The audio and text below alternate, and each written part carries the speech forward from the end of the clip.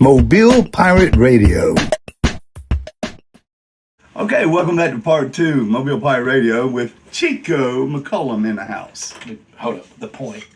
Yeah. The point is, more validated with a drumstick. Now you've officially been Chico. Yes. So Yes. Chico, tell us about, when did you first start playing drums? How old were you? Man. So, I come from a family, big family. There's 6 of us. I have a niece. She's number 7 because we're the same age. Mm-hmm. And my dad played everything but the drums. And when I say everything, anything I've ever seen him put his hands on, I've watched him play. Guitar, bass, fiddle, mandolin, banjo, keyboard, and I've watched him play the trumpet. So I'm saying he could probably play a saxophone if it was put in front of him. His family, there was 13 of them, all of them played instruments. Is that right? Multiple So instruments. you come from a musical background family? Yes, sir.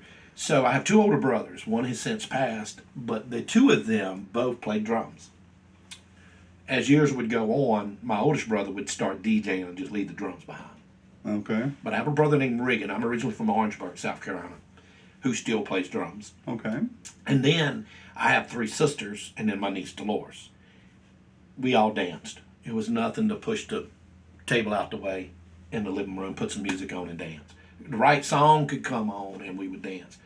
My oldest brother, we would listen to music as we was going to bed at night. And he would get up if a song came on and turn the radio up and go to dancing. Is that right? And our mama, you'd hear her feet hit the floor and she'd come in that room with a belt and want to whoop everybody's butt. But his, because he had to get up and go to work the next morning. Okay. And so it was always funny. But I got my first drum kit when I was 9. Mm-hmm. And I still have that drum kit. Is that right? Matter of fact, I want to.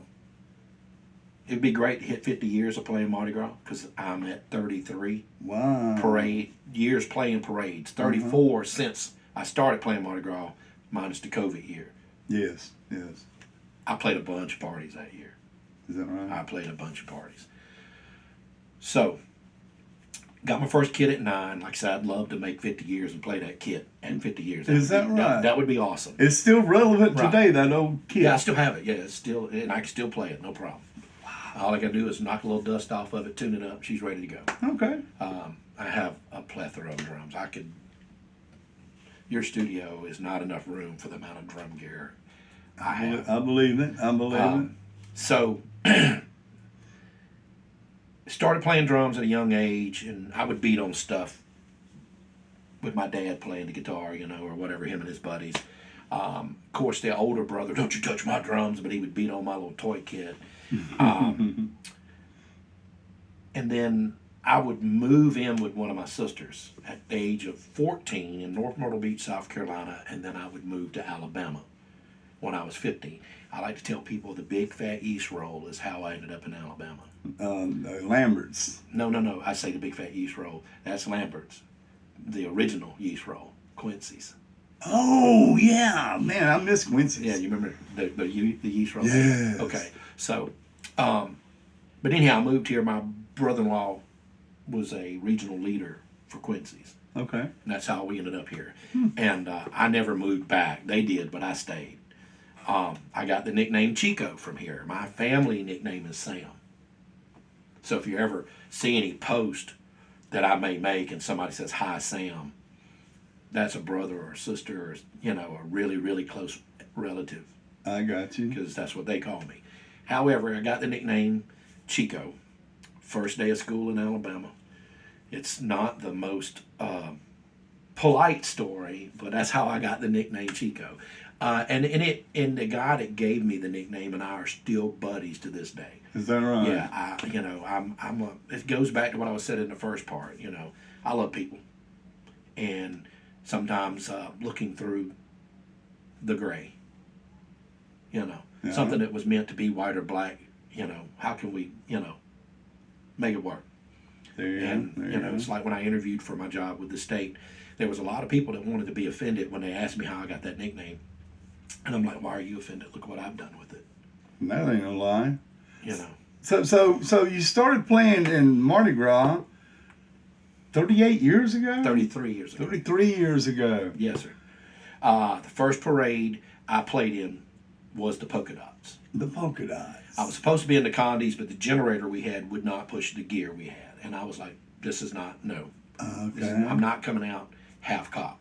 The County Cavaliers start the parade season, and Yes. then the polka dots Was the next. parade. That was back when the condies was on a Wednesday and the polka dots was the Thursday. Okay. Okay. And it's since changed. They're like a week out. Yeah. On a Friday. There's history. But I've been working with the ladies. Matter of fact, I was joking with them the other night. I've been working with the polka dots for 33 years as far as the parades are concerned. But I've been playing parties and other DJing things for them, or doing my solo Chico drum show for them for many years. I DJ their tableau. And so I was joking with them the other night because they were doing a 50-year pin for a young lady. And I told them, I said, you know, one of these days I think I should become an honorary, you know. Hey. but anyhow, it's just me joking around with them. I love those ladies. We have a lot of fun. And they were the first parade I played in. Janet Anderson was the lady that booked me. Henry Jolly is a buddy of mine. He's the one how I kind of got into it. I rode in one of the parades with his band, and I was like, I got to do this. I got to do this. And you put a little rock and touch to it, too. Yes, sir. Yes, sir. We came in swinging. Okay. I mean, we came in swinging. Somebody made a comment the other day to me about my new float and the fact that they remember one year when I was on the back of a flatbed. I remember that. And I was on the back of a flatbed, but I was facing the band, and the band was facing me. I remember that. We had everything nailed down so it couldn't fall over. A lot of craziness. That zip tie, I use a lot of zip ties on my float to keep things from falling over. So I average 10 to 12 parades a year. Wow. Not to mention some years I do a ball or a party here or there for an organization. This past year I played the smoking section I was inside because of the cold, for the condies. Yeah. So, and then over the years with bands or by myself with my solo show, Chico Drums, I perform in the different scenarios of a party, a fundraiser, drawdowns, things like that. But I also play in bar and grills and clubs. So what you see on the Mardi Gras float, you can actually come see. Like I play downtown at Wet Willie's, the Groovy Goat over in Foley, Pink Pony, Gulf Shores. I play a really cool bar over in Biloxi called Pier 15. Okay. I play a campground, Biloxi Bay RV Resort. That's always fun because you can see the bay. You can see they got pool, hot tub, a little waiting pool. They got a kiddie pool up front that you can, a lazy river thing. Okay. It's really neat, and it's one of these kind of campgrounds where you can go in there with your home built camper, or you can go in there with your multi-million-dollar camper. So, yeah, okay. They're not picky. But I play across the Gulf Coast. I got a little venue up in the woods that I play up in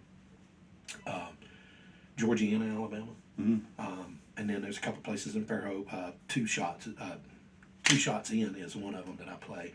But yeah, I stay busy with the Chico drums, just a solo as a drummer. That's awesome. And then of course Mardi Gras. People are like, man, you're in every parade. I'm like, no, I'm in every parade you went to. That's about right. Yeah. And then the other little fun tidbit is Joe Kane Sunday and Fat Tuesday night. You can catch me at the Electric Piano Parlor. Okay. And that's a fun gig. I say it might be raining this coming, Joe Kane. Maybe in the afternoon. Maybe they can get to. Well, I was at Fox 10 earlier, and I was, doing an interview there, and I was like, hey, man, I looked over at the weatherman because he's pretty solid. And I'm like, can you do anything to get this a little earlier in the morning so it doesn't, rain out the parade. Yeah, right. So I walk half the parade route on Joe Kane Sunday and wave and take photos, and then I go to Matt Green's house and hang out on his front porch and catch all the stuff that gets thrown at us. And then I'll make my way to the Electric Piano Parlor, and then I'll play there that night. Awesome. So you really stay busy, especially during the Mardi Gras season. I actually met Wayne Dean, Joe Kane. I love Wayne. I have a video on YouTube called Joe Kane the Song. I can't sing, but it's a good history lesson about Joe Kane.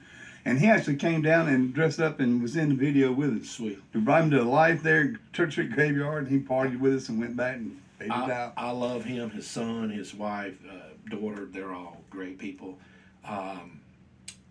I get to see him quite a bit. I give him some sticks every year that they use for United Cerebral Palsy as a fundraiser. Good deal. And a few other little things, but he's an awesome guy. Yeah. Did a wedding recently, I say recently, a couple years ago now, and he was the officiant. Is that right? And so we did a little thing where he goes, let's talk about Batman, and then the little Batman thing. That's great. He's awesome. He's awesome. Well, you're going to be playing